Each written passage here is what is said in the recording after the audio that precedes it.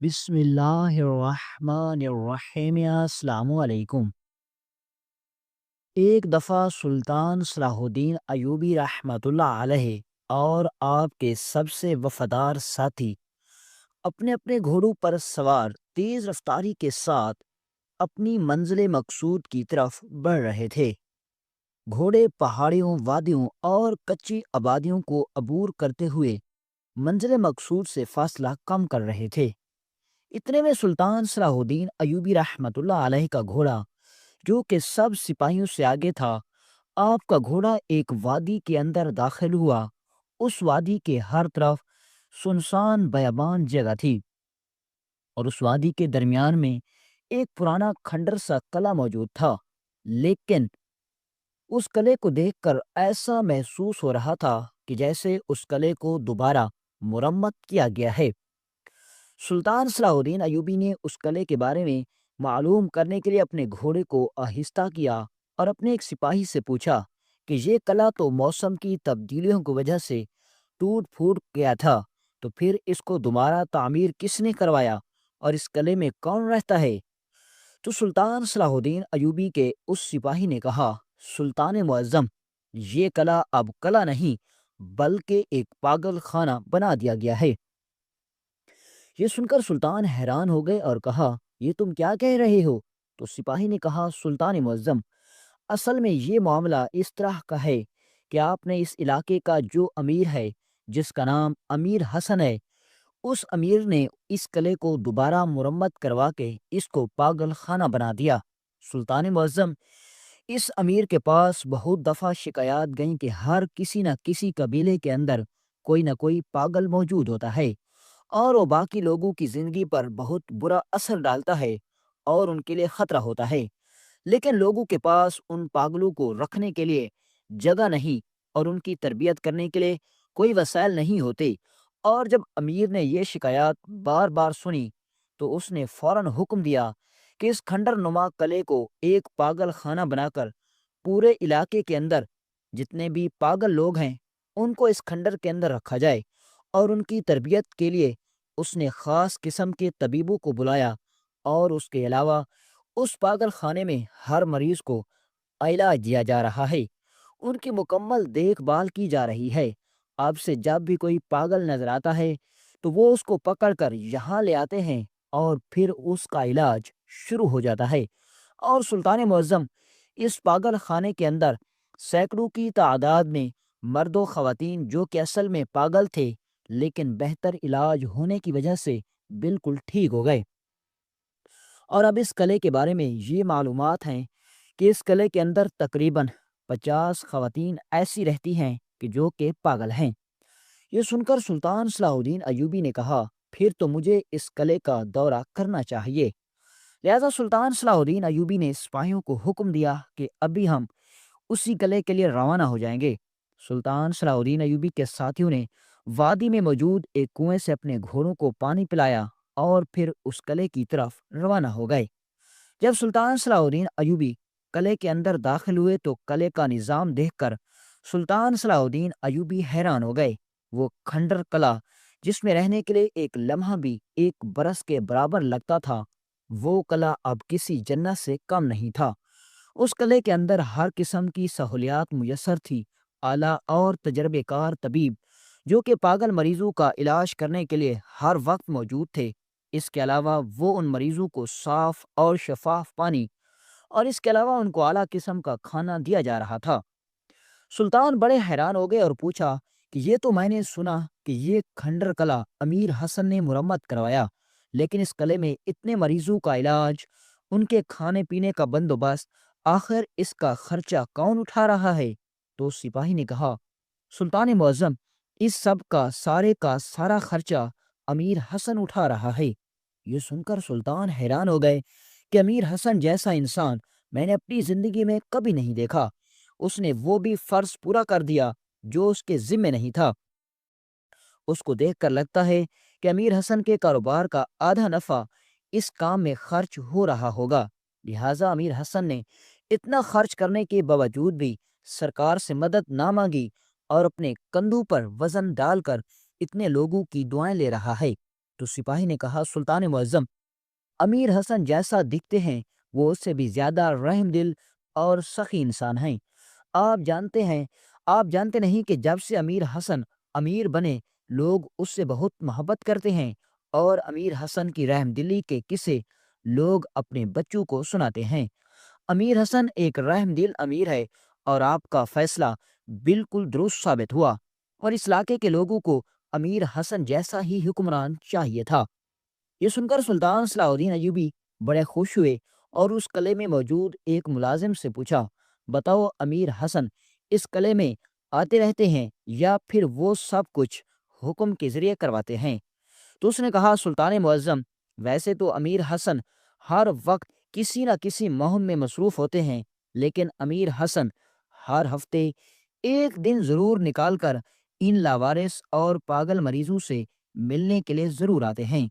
ہمیں ان کو دیکھ کر ڈر لگتا ہے، لیکن امیر حسن جیسے ہی آتے ہیں ان مریضوں کے ساتھ گھل مل جاتے ہیں۔ ان کو اپنی جان کی بھی پرواہ نہیں ہوتی کہ یہ پاگل لوگ اس پر حملہ کر سکتے ہیں۔ یہ سن کر سلطان بڑے حیران تھے اور کہا، کیا اب ہمیں حسن کب آئے گا؟ تو اس نے کہا سلطان معظم، امیر حسن کا قافلہ روانہ ہو چکا ہے، اور تھوڑی ہی دیر میں وہ یہاں تشریف لانے والے ہیں۔ یہ سن کر سلطان صلاح الدین ایوبی نے کہا، یہ کیسا اتفاق ہے کہ 1 سال بعد آج پھر میری امیری حسن سے ملاقات ہو جائے گی۔ چند ہی لمحے گزرے تو سلطان صلاح الدین ایوبی رحمۃ اللہ علیہ کو خبر دی گئی کہ سلطان معظم امیر حسن کا قافلہ قلعے کے قریب پہنچ چکا ہے۔ تو سلطان صلاح الدین ایوبی اپنی نشست سے اٹھ کھڑے ہوئے اور سپاہیوں کو کہا کہ ہمیں امیر حسن کا استقبال کرنا چاہیے۔ تو سپاہی نے کہا سلطان معظم، آپ سلطان ہیں اور آپ اس کا استقبال کریں گے؟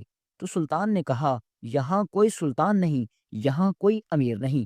جو کام امیر حسن نے کیا شاید وہ میں بھی نہ کر سکا، لہٰذا اس کے کام کی وجہ سے ہی میں اسے اتنی عزت دے رہا ہوں۔ یہ سن کر سب سپاہی اور سلطان صلاح الدین ایوبی نے امیر حسن کا استقبال کیا، اور جب امیر حسن کو خبر ملی کہ سلطان صلاح الدین ایوبی بذات خود قلعے کے اندر موجود ہیں اور وہ آپ سے ملنے کے منتظر ہیں، تو وہ بڑا خوش ہو گیا اور اسی وقت سلطان صلاح الدین ایوبی کے پاس پہنچا۔ سلطان صلاح الدین ایوبی رحمۃ اللہ علیہ نے اس کو گلے سے لگایا اور تھپکی دیتے ہوئے کہا، اے حسن، مجھے تم پر فخر ہے۔ لوگوں نے آپ کے بارے میں بہت کچھ کہا تھا کہ آپ اپنے عہدے کا غلط استعمال کریں گے، لیکن تم نے سب کو غلط ثابت کر دیا۔ بہت سے مورخین لکھتے ہیں کہ امیر حسن بظاہر ایک نوجوان لڑکا تھا، اور وہ بہت غصیلا تھا۔ اکثر اوقات وہ چھوٹی چھوٹی باتوں پر الجھ پڑتا تھا، اور اس وجہ سے اس کی کسی کے ساتھ نہیں بنتی تھی۔ جب سلطان صلاح الدین ایوبی نے اس علاقے کو فتح کیا تھا تو اس کا اختیار امیر حسن کو دینے کا فیصلہ کیا۔ تو اس وقت دربار میں موجود سب وزیر اور مشیروں نے اس کی مخالفت کی اور کہا، حضور، آپ ایک ایسے نوجوان کے ہاتھ میں اتنے بڑے علاقے کا اختیار دینے جا رہے ہیں جو ہر بات پر الجھ پڑتا ہے، اور اس کے اندر دور اندیشی نہیں، اس کے اندر قوت فیصلہ نہیں۔ تو یہ سن کر سلطان نے کہا، جو تم امیر حسن کے اندر نہیں دیکھ رہے میں وہ اچھی طرح دیکھ رہا ہوں۔ امیر حسن بالکل رحم دل اور صاف دل کا مالک ہے، اور اس علاقے کے لوگوں کو جہالت سے نکالنے اور اس علاقے کو ترقی کی راہ پر گامزن کرنے کے لیے امیر حسن جیسا نوجوان چاہیے۔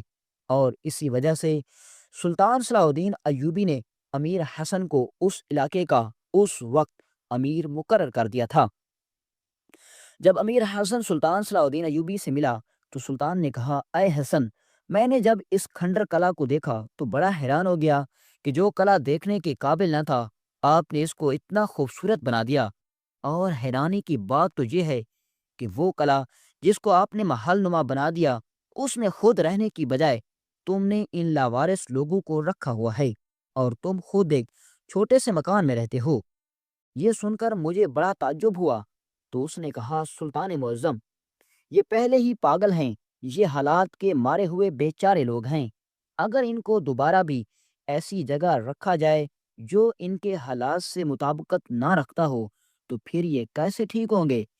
ان ان کو اس لیے یہ سب ماحول دیا گیا تاکہ یہ جلدی سے جلدی ٹھیک ہو کر اپنے بچوں کے پاس واپس چلے جائیں۔ یہ سن کر سلطان نے کہا، بڑی ہی گہری باتیں کرتے ہو، تمہاری اتنی عمر نہیں جتنا تم بڑی باتیں کرتے ہو۔ یہ سن کر امیر حسن مسکرانے لگا اور سلطان کو کہا، سلطان معظم، میں آپ کو قلعہ کی سیر کرواتا ہوں۔ اب امیر حسن سلطان کو قلعہ کے اندر لے گیا اور سیر و تفریح کرانے لگا۔ سلطان صلاح الدین ایوبی قلعے کا دورہ کر رہے تھے کہ سلطان صلاح الدین ایوبی ایک ایسے کمرے کے پاس سے گزرے جس میں تقریباً 50 خواتین پاگل عورتیں رہتی تھیں۔ سلطان صلاح الدین ایوبی رحمۃ اللہ علیہ چلتے چلتے رک گئے تو امیر نے پوچھا، حضور آپ کیوں رک گئے؟ کیا کوئی خاص چیز آپ کے سامنے آ گئی؟ تو سلطان نے کہا کہ یہ تم دیوار پر نظر اٹھا کر دیکھو۔ امیر نے کہا، حضور کیا لکھا ہوا ہے؟ تو سلطان صلاح الدین ایوبی نے کہا، جو تحریر دیوار پر لکھی گئی ہے، کیا اس قلعے کے اندر کسی ملازم نے لکھی؟ تو امیر حسن نے اسی وقت قلعے میں موجود سب ملازموں اور سپاہیوں کو بلا کر پوچھا تو انہوں نے کہا، حضور ہم اس پاگل خانے کے اندر داخل بھی نہیں ہوتے، تو ہم یہاں کوئی تحریر کیوں لکھیں گے؟ تو سلطان نے کہا، کیا یہ تحریر جب قلعہ فتح کیا گیا تھا تو کیا اس وقت لکھی گئی تھی؟ تو اس نے کہا، نہیں حضور، اس قلعے کو دوبارہ تعمیر کیا گیا ہے اور میرے خیال میں کوئی ایسی اگر تحریر لکھی بھی گئی ہوگی تو اب اس کا نظر آنا ممکن نہیں۔ تو یہ سن کر سلطان نے کہا، پھر معاملہ کیا ہے؟ اگر یہ تحریر کسی سپاہی نے نہیں لکھی، یہ تحریر کسی ملازم نے نہیں لکھی، تو اس کا مقصد یہی ہے کہ ان خواتین کے اندر ایک ایسی خاتون ضرور ہے جو پاگل نہیں بلکہ پاگل ہونے کا ناٹک کر رہی ہے۔ تو یہ سن کر امیر حسن نے کہا، حضور آپ کو کیسے پتہ چلا؟ تو سلطان صلاح الدین ایوبی رحمۃ اللہ علیہ نے اس لکھی ہوئی تحریر کا ترجمہ کر کے بتایا، کیونکہ وہ تحریر ایک بڑی ہی عجیب زبان میں لکھی گئی تھی جس کو وہ امیر حسن بھی نہیں پڑھ سکتا تھا۔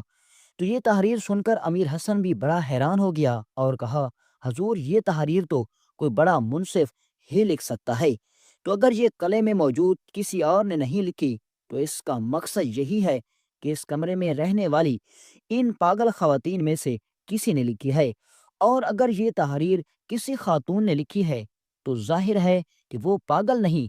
تو یہ سن کر امیر حسن نے کہا، سلطان معظم، اگر ان خواتین کے اندر ایک عورت ایسی ہے جو پاگل نہیں اور وہ پاگل ہونے کا ناٹک کر رہی ہے تو پھر ہمیں کیسے پتہ چلے گا کہ ان خواتین کے اندر کون عورت پاگل ہے؟ تو سلطان نے کہا، اے حسن، تم خود کو سمجھدار سمجھتے ہو اور میرا ماننا ہے کہ تم ایک سمجھدار نوجوان ہو، تم بڑے ذہین ہو، اور یہ فرض میں تمہیں سونپتا ہوں کہ تم ان 30 خواتین میں سے ایک وہ خاتون تلاش کرو جو پاگل نہیں بلکہ پاگل ہونے کا ناٹک کر رہی ہے۔ تو اس نے کہا، سلطان معظم، جیسا آپ کا حکم۔ اب امیر حسن نے سپاہیوں کو حکم دیا کہ ایک ایک خاتون کار کو پکڑ کر میرے سامنے لاؤ۔ سپاہیوں نے ایک ایک خاتون کو پکڑ کر امیر حسن کے قریب لاتے گئے اور سب کی سب خواتین کی باری آ گئی، لیکن امیر حسن ان میں سے پاگل عورت کو تلاش نہیں کر سکا، اور اس نے سلطان کو کہا، حضور میں ان پاگل خواتین میں سے اس خاتون کو تلاش کرنے میں ناکام رہا۔ تو یہ سن کر سلطان نے کہا، یہ میرے بائیں ہاتھ کا کام ہے۔ امیر حسن بڑا حیران ہو گیا اور کہا کہ میں اتنی گہرائی سے سب خواتین کو دیکھا، لیکن سب کے تاثرات سے ایسا ظاہر ہوا کہ یہ آخری درجے کی پاگل ہیں۔ اگر ان میں سے کوئی بھی عورت اگر پاگل تھی نہیں اور وہ ناٹک کر رہی تھی تو کچھ نہ کچھ تو اس میں ایسا نظر آتا جو ایک صحت مند میں ہوتا۔ وہ یہ سوچ ہی رہا تھا کہ سلطان صلاح الدین ایوبی نے کہا کہ آج دوپہر کے کھانے کے بعد میں اس خاتون کو آپ کے سامنے لا کر کھڑا کر دوں گا۔ اب سلطان صلاح الدین ایوبی رحمۃ اللہ علیہ آرام کرنے کے لیے ایک کمرے کے اندر چلے گئے جو امیر حسن نے خاص طور پر آپ کے سپاہیوں اور آپ رحمۃ اللہ علیہ کے لیے تیار کروایا تھا۔ سلطان صلاح الدین ایوبی رحمۃ اللہ علیہ نے اپنے سپاہیوں کو حکم دیا کہ جا کر باورچی کو بلا کر لاؤ جو اس قلعے میں موجود سب مہمانوں اور ان پاگل مریضوں کے لیے کھانا بناتا ہے۔ سپاہی گیا اور اس باورچی کو بلا کر لایا۔ سلطان صلاح الدین ایوبی رحمۃ اللہ علیہ نے اس باورچی کو کہا کہ میں نے سنا ہے کہ تمہارے ہاتھ کا کھانا بڑا لذیذ ہوتا ہے۔ اس نے کہا سلطان معظم، میری اتنی اوقات نہیں کہ آپ جیسی ہستی میرے کھانے کی تعریف کرے، لیکن میں اپنی طرف سے کھانا اچھا بنانے کی پوری کوشش کروں گا۔ تو سلطان صلاح الدین ایوبی نے کہا کھانا اللہ کی نعمت ہوتا ہے، چاہے وہ لذیذ ہو یا نہیں، ہمیں اللہ کا شکر ادا کر کے کھانا کھانا چاہیے، لیکن تمہارے ذمے ایک اور کام ہے۔ اس نے کہا سلطان معظم، آپ حکم کریں۔ تو سلطان نے کہا آج دوپہر کا کھانا بناتے وقت جو کھانا تم پاگل خواتین کے لیے تیار کرنا، اس کھانے میں نمک تیز کر دینا۔ اس نے کہا سلطان معظم، جیسا آپ کا حکم۔ آپ باورچی نے جیسے ہی کھانا تیار کیا، اس نے ان پاگل خواتین کے کھانے میں نمک تیز کر دیا۔ اب جیسے ان کے سامنے کھانا پیش کیا جانے لگا تو سلطان صلاح الدین ایوبی ان ساری پاگل خواتین کو کھانا کھاتے ہوئے دیکھنے لگے۔ امیر حسن بڑی ہی حیرانی سے سلطان کو دیکھ رہا تھا کہ آخر سلطان کیسے معلوم کریں گے کہ ان اتنی ساری خواتین کے درمیان میں ایک عورت پاگل نہیں، لیکن وہ شاید نہیں جانتا تھا کہ اس کے سامنے کھڑا انسان کوئی عام انسان نہیں بلکہ عالم اسلام کا سب سے بہادر سلطان تھا۔ جیسے ہی خواتین نے کھانا کھا لیا تو سلطان صلاح الدین ایوبی نے سپاہیوں کو حکم دیا کہ جاؤ اور فلاں نکر میں بیٹھی اس خاتون کو پکڑ کر میرے کمرے میں لے آؤ۔ جب اس خاتون کو پکڑ کر سلطان کے کمرے میں لایا گیا تو سلطان صلاح الدین ایوبی نے سب سپاہیوں کو حکم دیا کہ تم باہر چلے جاؤ۔ اب امیر حسن کو کھڑا دیکھ رہا تھا کہ سلطان اس لڑکی سے کیسے معلوم کریں گے کہ وہ پاگل نہیں، کیونکہ جب سلطان کے سپاہی اس لڑکی کو پکڑ کر لے جا رہے تھے تو وہ ایسی حرکتیں کر رہی تھی جس کو دیکھ کر بالکل ایسا نہیں لگ رہا تھا کہ وہ پاگل نہیں۔ اب جیسے ہی اس لڑکی کو سلطان کے کمرے میں حاضر کیا گیا، سلطان صلاح الدین ایوبی نے اس لڑکی سے پوچھا کہ میں جانتا ہوں کہ تم پاگل نہیں، اور اس لیے ہی میں نے تمہیں اتنی ساری خواتین میں سے پہچان لیا، اور یہ بھی تم اچھی طرح جان لو کہ تم پاگل نہیں ہو، لیکن بتاؤ تم پاگل ہونے کا ناٹک کیوں کر رہی ہو؟ آخر اس کس پریشانی نے تمہیں اتنا مجبور کیا کہ تم نے خود کو اس سزا کے لیے منتخب کیا؟ کیا تم نہیں جانتی کہ پاگل خانے میں ایک ہی کمرے میں اتنی خواتین کے ساتھ ہر وقت بند رہنا یہ آسان کام نہیں؟ یہ سن کر وہ خاتون بالکل خاموشی کے ساتھ بیٹھی رہی اور عجیب و غریب حرکتیں کرتی رہی کہ جو باقی پاگل خواتین کام کرتی ہیں۔ سلطان صلاح الدین ایوبی رحمۃ اللہ علیہ نے اس خاتون کو کہا کیا تم نہیں جانتی کہ میں کون ہوں؟ میں اس سرزمین کا سلطان ہوں، اور یہ بات تم اچھی طرح جان لو کہ اگر تم نے آج میرے سامنے سچائی ظاہر نہیں کی تو پھر میں دوبارہ یہاں نہیں آؤں گا، اور تمہیں ساری زندگی کے لیے یہاں پاگل خانے میں رہنا پڑے گا۔ لیکن اگر تم بتا دو کہ تمہیں کون سی پریشانی نے اس قدر مجبور کیا کہ تم پاگل خانے میں آ گئی ہو، تو تمہارا مسئلہ ضرور حل کیا جائے گا اور تمہیں انصاف ملے گا۔ تو یہ سن کر سلطان صلاح الدین ایوبی رحمۃ اللہ علیہ کی کسی بات نے اس پر اثر نہیں کیا۔ تو سلطان صلاح الدین ایوبی غصے سے اٹھ کر اس کمرے سے جانے لگے۔ تو جیسے ہی سلطان صلاح الدین ایوبی کمرے کے دروازے پر پہنچے تو وہ خاتون بڑی تیزی کے ساتھ رونے لگی اور اتنا چلانے لگی کہ اس کی آواز پورے قلعے کے اندر گونجنے لگ گئی۔ جب اس خاتون کو روتا ہوا امیر حسن نے دیکھا تو وہ دوڑتا ہوا سلطان کے کمرے میں آیا اور کہا حضور، یہ کیسے ممکن ہے؟ اس خاتون کو اس پاگل خانے کے اندر آئے ہوئے پورے 2 سال ہو چکے ہیں، اور آج تک یہ پاگلوں کی طرح مسکراتی ہے لیکن کبھی روئی نہیں۔ آج اس کو دیکھ کر ایسا لگ رہا ہے کہ اس کے اندر بہت بڑا دکھ بھرا ہوا ہے۔ اور حضور، آپ کو کیسے پتہ چلا کہ یہ عورت پاگل نہیں بلکہ ایک صحت مند نارمل خاتون ہے؟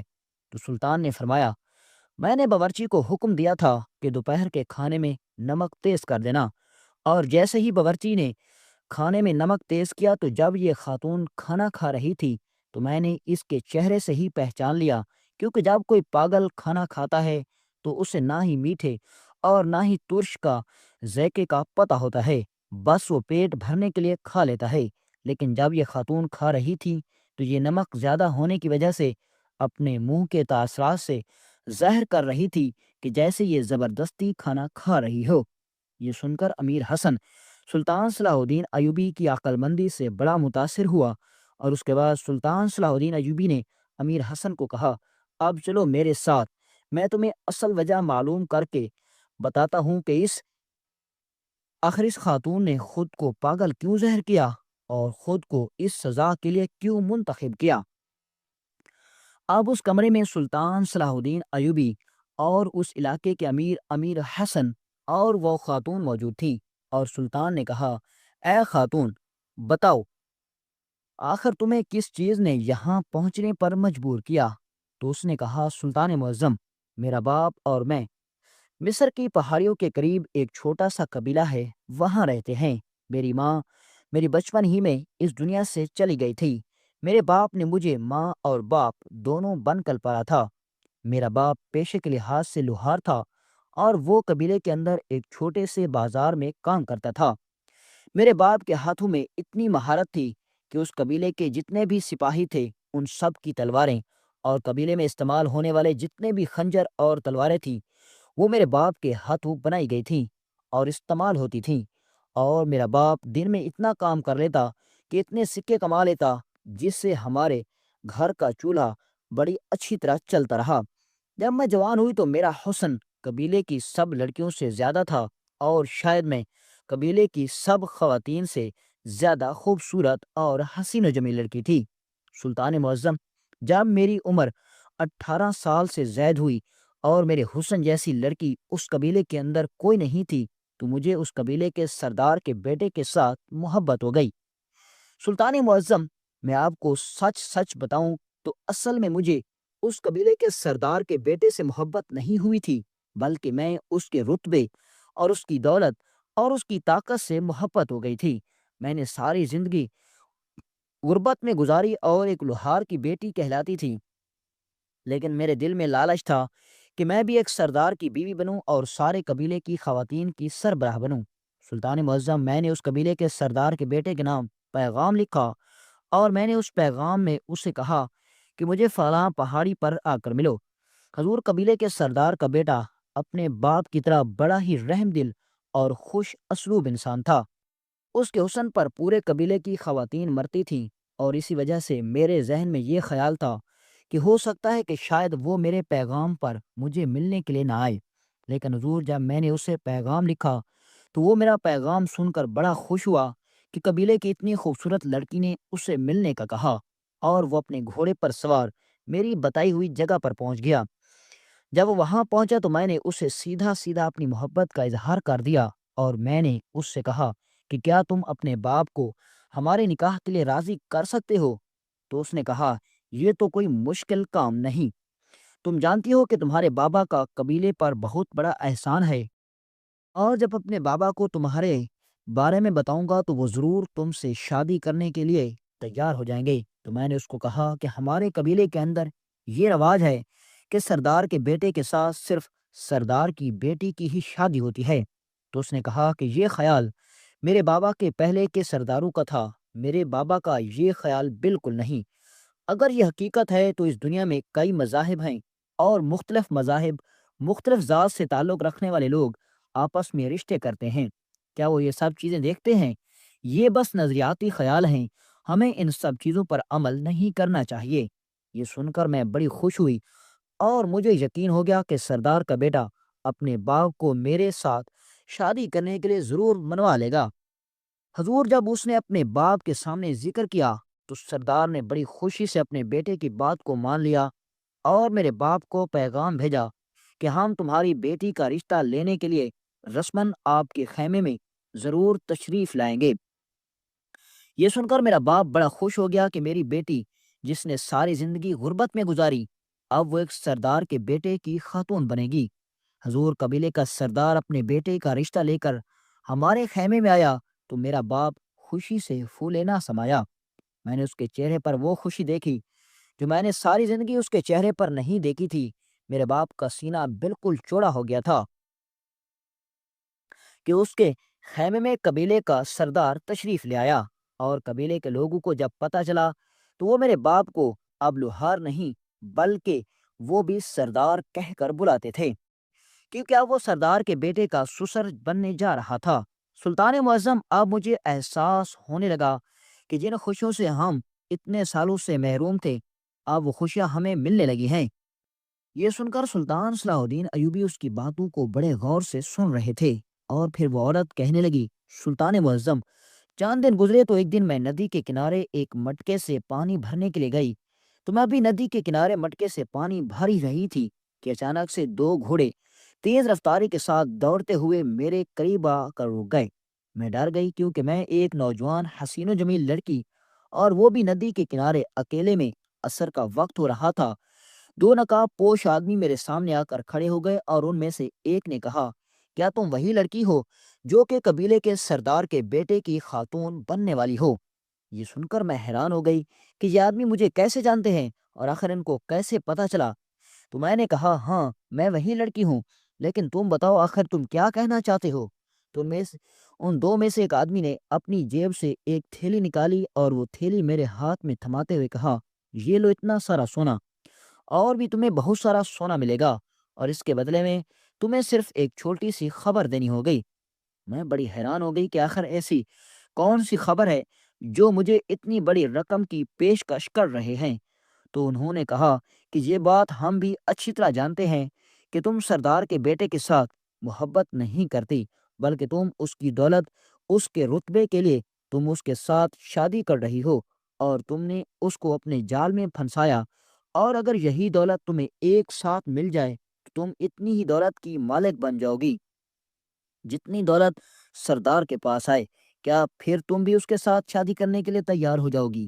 یہ سن کر میں بڑی حیران ہو گئی، اور میں نے وہ سونے کے سکے ان کے ہاتھ میں دیتے ہوئے وہاں سے چلی آئی۔ لیکن جب میں وہاں سے پلٹنے لگی تو دو میں سے ایک آدمی نے پیچھے سے کہا، اس بات پر غور ضرور کرنا، یہ موقع تمہیں دوبارہ نہیں ملے گا۔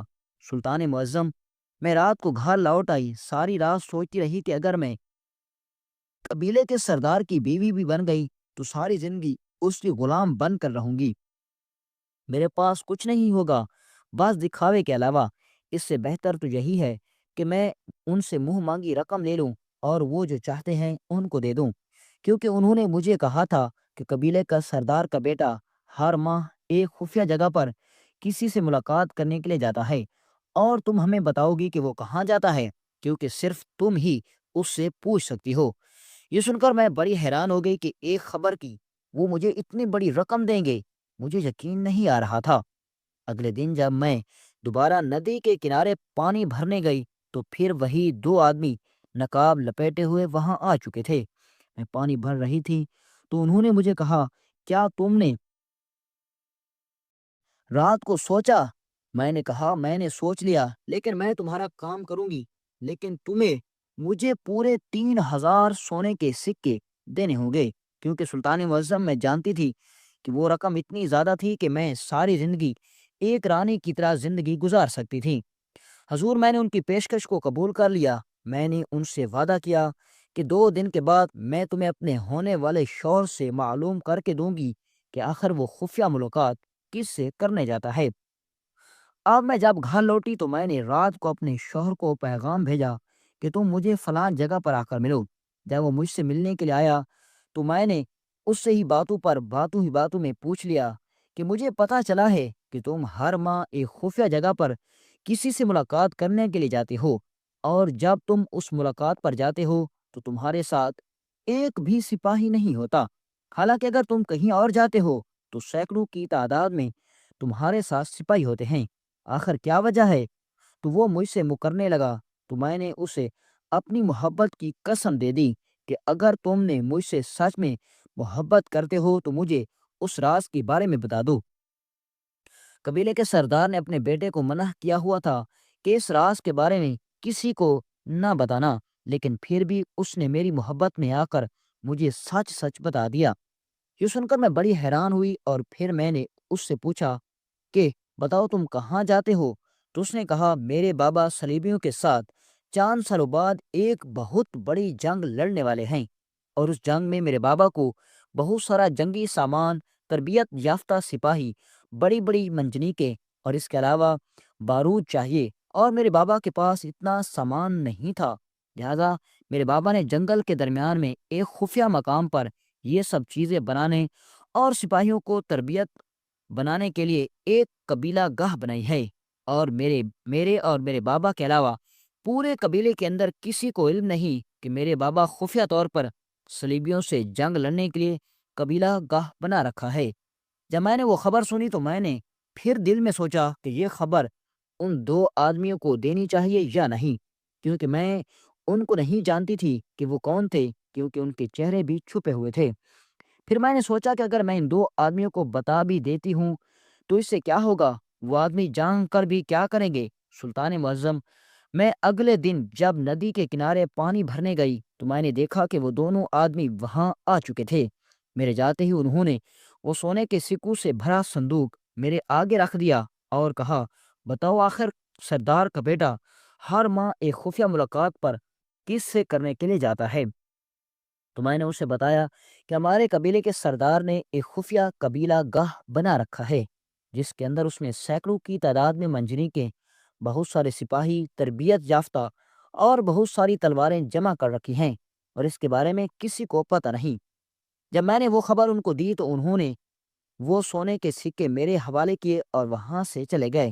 مجھے بھی علم نہیں تھا کہ اب کیا ہونے والا ہے۔ چند دنوں بعد سردار کا بیٹا پھر سے اس خفیہ جگہ کی طرف چلا گیا، لیکن میں نہیں جانتی تھی کہ وہ اس آدمی اس بارے میں جان کر کیا کریں گے۔ چند دنوں بعد اس قبیلے کے سردار کے بیٹے کی لاش قبیلے کے اندر ایک گھوڑے پر پہنچی، اور اس میں چٹھی لکھی ہوئی تھی کہ اے قبیلے کا سردار، جس راز کو تم نے راز رکھنے کے لیے اتنی محنت کی، اتنی قربانیاں دی، ہم نے وہ راز 3000 سکوں کے عوض معلوم کر لیا۔ اور انہوں نے قبیلے کے سردار کو اس قبیلے گاہ کی طرف جاتے ہوئے راستے میں قتل کر دیا، اور اس قبیلے گاہ کا پتہ معلوم کر کے اس پوری قبیلہ گاہ پر قبضہ کر کے سب کچھ اپنے قبضے میں لے لیا۔ جب اس بات کی خبر قبیلے کے سردار کو ہوئی کہ ہمارے ہی قبیلے کے اندر کسی نے 3000 سونے کے سکے لے کر اتنا بڑا راز دشمن کے حوالے کر دیا، تو میرے ہونے والا سسر جو کہ قبیلے کا سردار تھا وہ بڑا حیران ہو گیا، کیونکہ اسے یقین نہیں آ رہا تھا کہ اس راز کا میرے بیٹے اور میرے علاوہ کسی کو علم نہیں۔ لیکن پھر اس کے دماغ میں خیال آیا کہ ایک دفعہ اس نے اپنے بیٹے نے اپنے باپ سے کہا تھا کہ ابا جان، میں ہر راز کو راز رکھ سکتا ہوں، لیکن اگر میں نے کبھی کوئی راز کسی کو بتایا تو وہ تیسرا انسان میری ہونے والی بیوی ہوگی۔ جب میرے قبیلے کے سردار کو پتا چلا کہ وہ راز میں نے دشمنوں کو بتایا تو وہ سخت غصے میں آ گیا۔ سلطان معظم، لیکن حیرانی کی بات تو یہ تھی کہ وہ سردار جس نے نہ صرف میری وجہ سے اپنا بیٹا کھو دیا، وہ سردار جس نے نہ صرف اپنے سالوں کی محنت میری وجہ سے اس کی ضائع ہو گئی، وہ قبیلے کا سردار اگر چاہتا تو مجھے اسی وقت قتل کرنے کا حکم دے دیتا، لیکن حضور اس کی فراخ دلی دیکھیں کہ اس نے مجھے اسی وقت قبیلہ گاہ سے جانے کا کہا، اور کہا کہ مجھے کبھی نظر مت آنا، تم خود جاؤ اور خود کو اس اذیت میں ڈالو کہ تم نے کتنی بڑی غلطی کی ہے، کتنی بڑی غداری کی ہے، تمہیں موت دینا تمہارے لیے کسی انعام سے کم نہیں۔